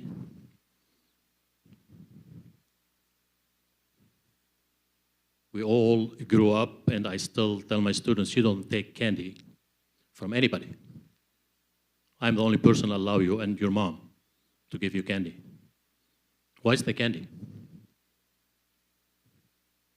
Why are you offering candy? And I asked him again, did you understand why you have to remain silent tomorrow? He said, no, I have no idea, no clue. I asked another child of mine, 13 years old. I asked, did you hear the same thing? She said, no. I heard about it on loudspeakers. And I asked her, Do you know what they were talking about? Why it's the silence? She said, I have no idea. My 2 children in the middle school were traumatized today. Traumatized by having to hear somebody talking to them about something they have no idea about. And that's something that needs to be discussed. I'm the only person who's allowed to talk about it to my kids, nobody else. Nobody else. Not the state, not the Congress, not anybody. I have a question that you cannot answer tonight. How was the decision made and by whom? Who approved that decision? Were parents consulted? You cannot answer this question. I'm gonna stay up tonight till late and see if message comes out. Otherwise, I'm taking my kids on a trip tomorrow. Thank you very much. Thank you. Anyone else? Okay, we'll have closing comments from the board. Nina, we'll start with you. Thank you, Nancy. I'd like to start by saying congratulations to the tenured teachers and administrators. I think most everybody's gone at this point in time, but what an amazing group of people that we have. Megan's still here. Congratulations, Megan. On the budget, thank you, Harvey, through these last number of meetings. You've worked through all the questions we've had and made this all very easy to deal with and addressed all the questions that we had. So, and I'd just like to say, this week everybody had to put their candidacy in for the next run, and with great regret, because of professional demands, I don't think I'm going to have the time to, or I know I'm not going to have the time to serve for another term or another consecutive term, I guess, maybe in the future. But I'd just like to thank everybody in the district that voted me into this position or supported me. And I want to thank my fellow board members and the administration and the teachers and all the stakeholders for the support that I received up till this point. I've still got a couple of months to go, so keep it coming. Okay, thank you. Well, first and foremost, I want to thank you, Nina and Nancy, for your dedication and service. I certainly, I appreciate what you've done, and I know the amount of time you've spent. I certainly know the questions you bring to the table, and the thoughts that you bring, and the process that you bring is going to be sorely missed. More sorely than I'll never know, but very sorely missed. And as far as you, Nancy, it's always fun to be captain of the ship, because everybody wants to show you what direction to go in, but you're the one left at the wheel. And thank you for doing that. That's one of the main reasons why in another lifetime I was a vice president for 11 years. I only had to do official stuff once a year. Thank you for the hours and hours you have spent working with our superintendent and the rest of this board. I've only worked with you for 2 years here, but I've known you for many years. Thank you. Yeah, Megan. I've said this in public before, but I will say it again. I've worked with quite a few assistant superintendents of curriculum, and I think you're right up there on top. You're not just smart and savvy, but you are extremely compassionate and very, very child-focused. And sometimes it's very hard to keep those things in a perspective when you're inundated with red tape from the state. So that's well-deserved tenure this way. Now you have several more years to bite your nails and drive yourself crazy. I I was, and Margaret will go into greater detail. Where is Margaret? Oh, I just said, where? You're going to go into greater detail. No, I'm actually going to leave it to the next meeting and to Larry. But I will say that today, we went on a visit, Margaret is chairperson of the visitation committee, and she'll go through all the details. But it was my first time, I've been in all the buildings now, but it was my first time in Cornwall-on-Hudson. And like all the buildings, I was so impressed with the learning but the fun, and the fact that the teachers were having fun, and of course the students were having fun. I was also very, very impressed with, I've heard so many great things about William Moran Buildings and Grounds, but I was extremely impressed in what I saw when I was down there with him. Budget, thank you, Harvey, very much for putting all those wonderful numbers together. Now, you've done your job. We just have to hope the public does their job. Thank you, Terry. Thank you. Yeah, I mean, what a night. I've been to a number of, obviously 3 of these kinds of nights as a board member where we do tenure, we celebrate everybody. It just seemed like there was a ton to celebrate tonight. I mean, 7 All-American athletes. I mean, as I looked at them, I thought if there was one of them up there, that would be the kind of person that, like, years from now, you'd be like, whoa, we had so-and-so come through. To have 7 at once is stunning. So congratulations to all them and everybody who got tenure. I just thought this was it seemed like everybody had very genuine things to say about each other. It was a phenomenal night. And of course, Megan, I mean, Megan's the best, everybody. So sorry, we're all fighting for second place. Yeah, I mean, you know, what else is there to say? And Universal Pre-K, I think this is a huge moment, achievement for the district, and I think it's just the start of a new era, and I'm so excited to be a part of it. Harvey, as usual, you know, it's easy, frankly, to present a budget with no tax increase. Nobody gets mad at you.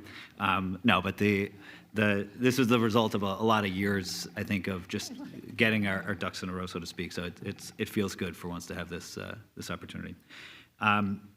Very quick announcement. We're going to have a forum. I've been calling them public presentations, distinction without a difference. But for the capital project will be next Wednesday. We'll have something in the local this week, stuff on School Messenger. You know, we'll be getting the word out in various ways. But that will take a bit of a deeper dive into some of the specifics in the buildings. I think people will come away with a real sense of what is being fixed in the capital project, potentially. And of course, to Nina and Nancy, there will be more times to tell you how much we will miss you between now and June, so I will hold on to some of the good stuff for then. But I was disappointed, you know, to see that neither of you were running. We were the initial class in 19, so I literally don't know how to do this without you. And you will both be sorely missed. And to Nancy in particular, I mean, this has been probably the hardest time you could possibly be a board president these past 3 years. I don't think I have to remind you of that. But you have the amount of work that you have put in, the amount of, yeah. I know that you believe so deeply in public service, and I know that that's what powered you through what has been a very, not just a very difficult time, the most difficult time to be, I think, a president of a board of education. So thank you deeply for that service. And like Nina said, we still have a few more months to go, so let's not say all of our sweet things yet. All right.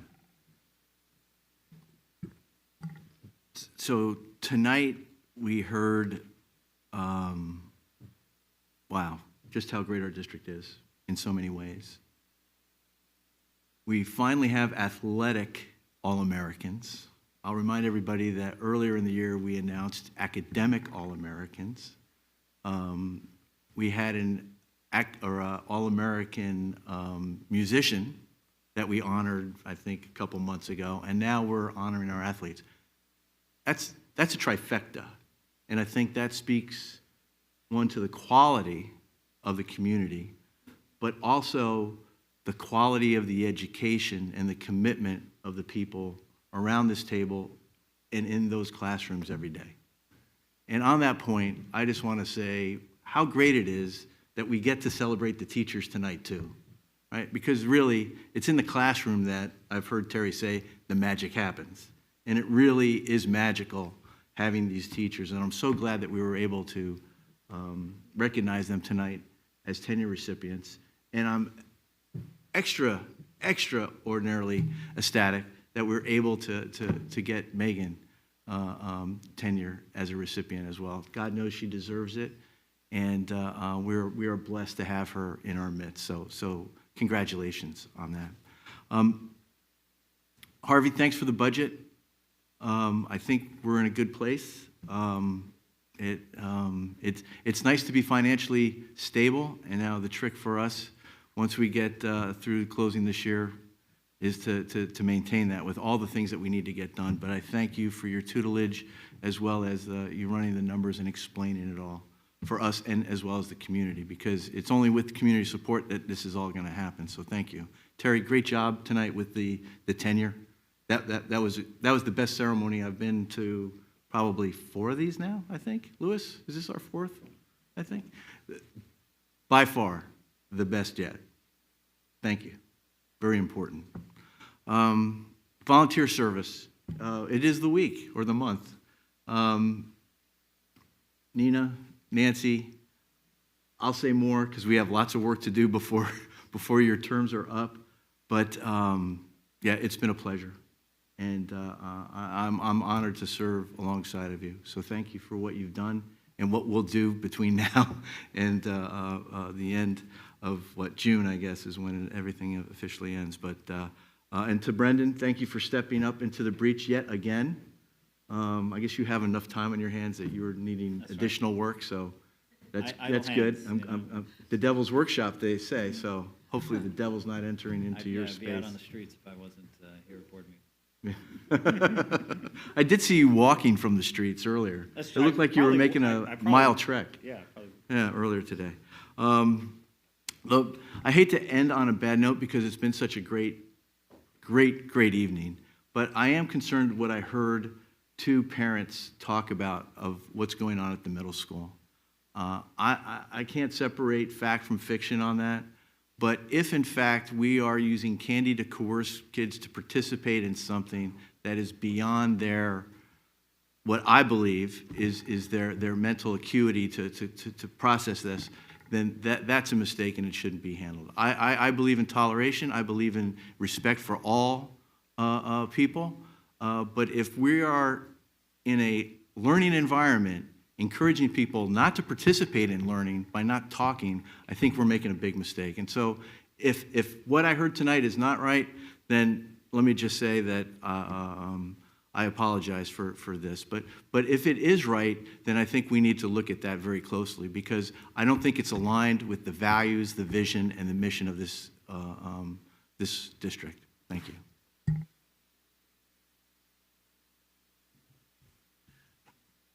Thank you.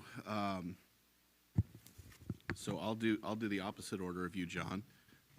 I'll start with the sour note. I too,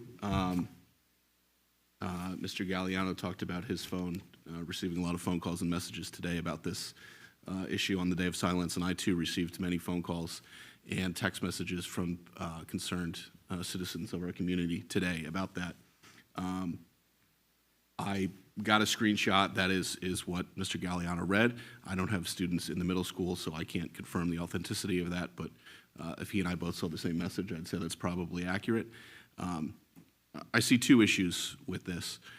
One, I think John laid out the point of it's an academic disruption if we're asking students and teachers to be silent for an entire day. I'm not sure how one can teach while being silent the entire day. I guess they could put on a movie or something, but so it just seems that the form of recognition of this issue is actually harming the academic environment, if it's true, if the information we've received is true. So that's certainly against that. And Mr. Galliano used the word activism, and to me, when I heard it, when I read it, it reeked of political activism. I think we can certainly bring awareness of issues to our students, but we want to ride that neutral rail. It doesn't need to be political one way or the other. It should be fact-based. Here's the facts. You know, maybe here's what one group believes, here's what another believes, but you know, students make your own decisions. And this just, to me, it reeks of political activism. I'm not super familiar with the GLSEN, the GLSEN group, but I believe that they're, you know, just a political activist group. So I think that the people who are involved in this, I'm sure, had very good intentions, and I'm sure that, you know, nobody was trying to pull a fast one here. I think it's just something that maybe missed the mark, and it's, you know, it's happening tomorrow. I don't know if we have time to look at that, but again, if what we've been reported here in the community is true, I think we've missed the mark a little bit. I think we had good intentions, but wasn't carried out in the proper manner, potentially. Again, for the positives, it's great to have a positive meeting. I love when we have these. As John said, Brendan said, 7 athletes on the track. Really amazing to have 7 All-Americans.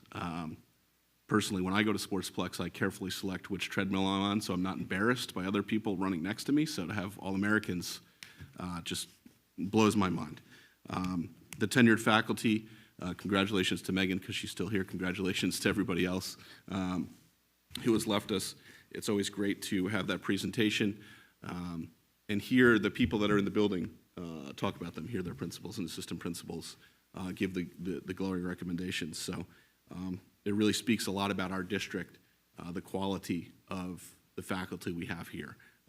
It's sort of that success breeds success. We have great faculty. We're able to recruit other great faculty. We have great administrators that help us bring in great faculty. The great faculty breeds the great academics, the great students. We're in a virtuous cycle in this district. You know, I look forward to my role to help continue that. Obviously, part of that cycle is financially. Harvey, thank you for your budget presentation. Certainly, we seem to be in a very strong financial position. We didn't talk about the capital project tonight, but certainly the budget dovetails in with the capital project. I went on a school visit earlier this week on the visitation committee with Teresa and Margaret. We went to Willow Avenue. We were down in the basement, standing in a puddle in the room with the electrical panels. So we were standing in a puddle in the room with the electrical panels. The capital project, without raising our taxes, is very necessary to fix issues in our district with all of the school buildings, save the high school, being between 50 and 100 years old. So the budget dovetailing with the capital project, dovetailing with a capital reserve, allowing us to chart a path forward to keep the infrastructure, you know, do upkeep that has been missing, get us back to where we need to be, and then we'll start a cycle where we'll have more money and we can, you know, build new facilities, build upgrades, not just maintenance, but upgrades. So I'm very happy of the work this board has done this year towards that, and I'm hopeful that we will pass our capital project, the budget, and the capital reserve in May to get to that point. And finally, thank you, both to Nina and Nancy, for your service on this board. We'll save full comments for later, but you certainly can't get rid of me, Nina. So, thank you. All right. Well, first of all, I think it's too early for a requiem for a board member. So we'll get into that later on. Thank you, Harvey. I think what has been said tonight is just, you know, echoes what we all feel.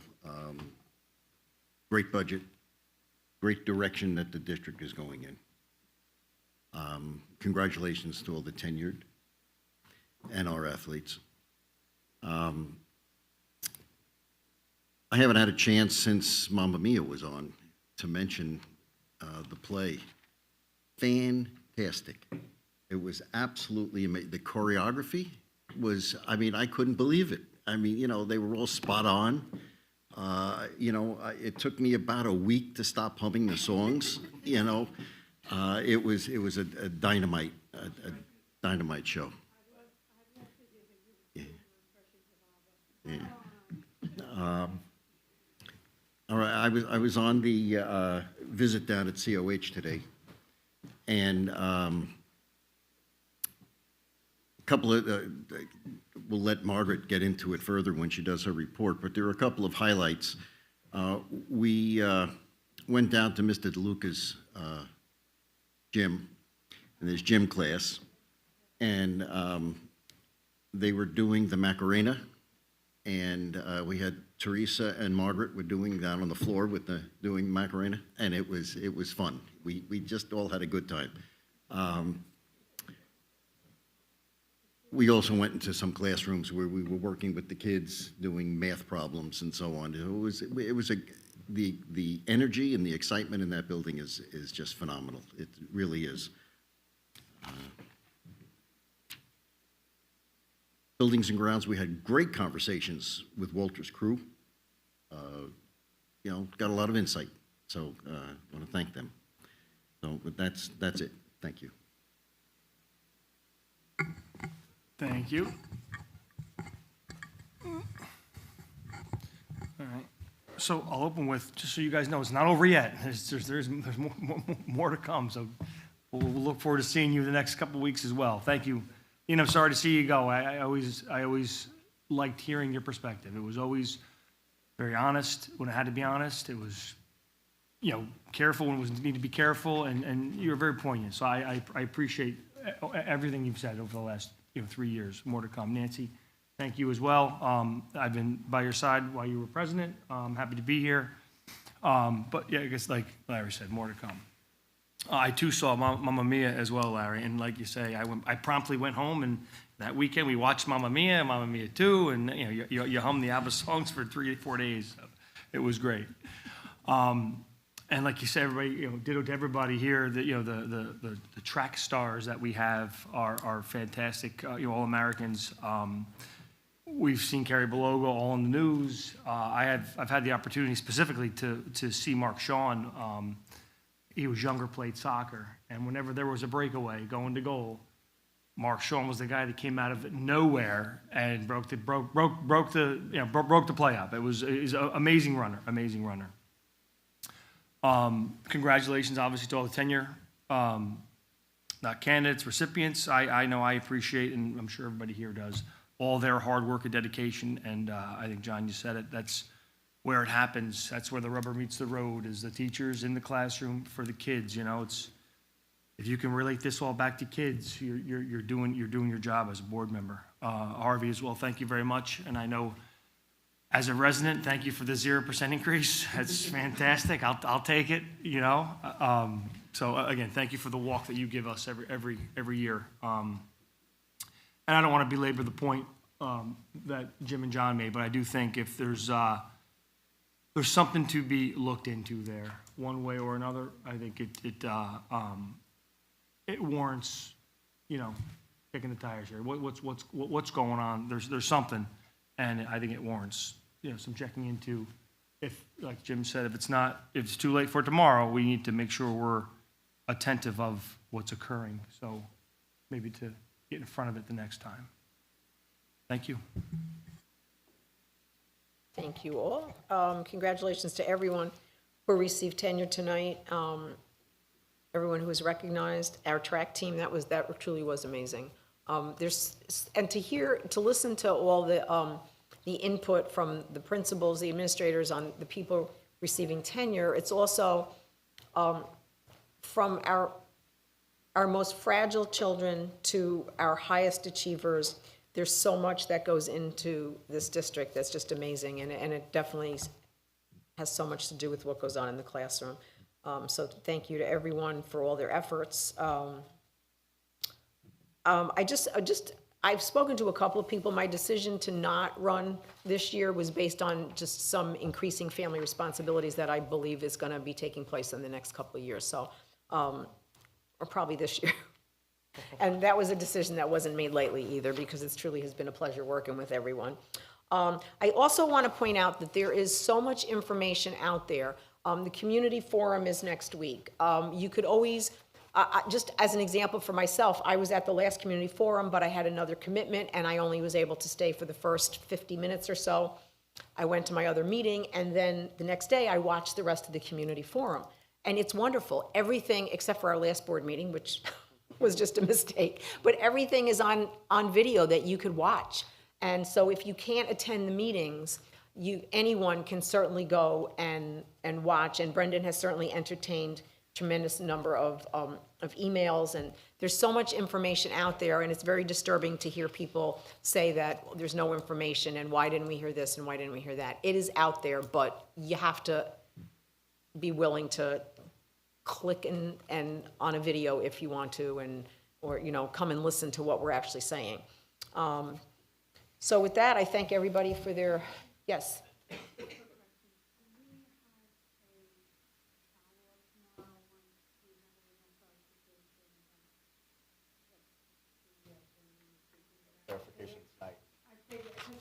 Yeah. Yeah, he just said you'll have clarification tonight coming out. Okay. Okay, can I have a motion to adjourn? So moved. Second? Second. All in favor? Aye. Opposed? Nobody better abstain, thank you. Thank you all, everybody, thank you for staying, and have a great night. Thank you.